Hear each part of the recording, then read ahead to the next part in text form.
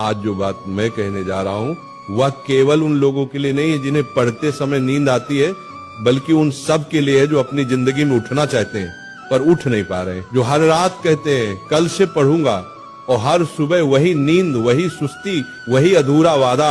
जागना सिर्फ आंखों से नहीं आत्मा से जरूरी है।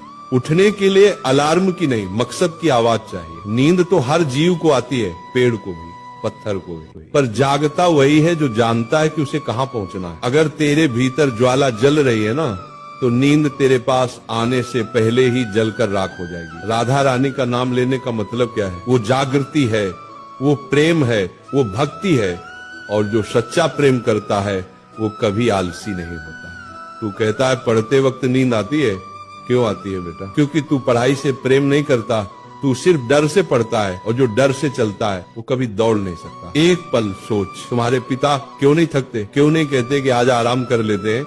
क्योंकि उनके भीतर का कर्तव्य प्रेम से बड़ा है। तो जब भी पढ़ते वक्त नींद आए ना, एक बार अपनी माँ की थकी हुई आंखें याद करना। उस वक्त तेरा खून खुद उबल उठेगा। क्योंकि माँ बाप की आंखों में नींद नहीं है तो बेटा तुझे भी सोने का अधिकार नहीं है।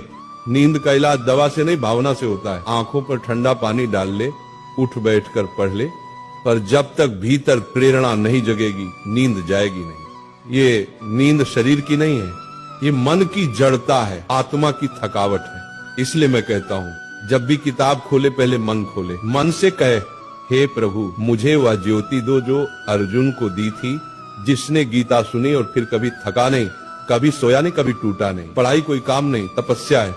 जैसे तस्य मुनि तप करते थे ना, वो जंगल में पत्थरों पर वर्षों तक बैठे रहते थे, वैसे ही विद्यार्थी का तप है। किताबों के बीच बैठना, रातों को जगना, आंखों से आंसू गिरना, फिर भी पन्ने पलटते रहना।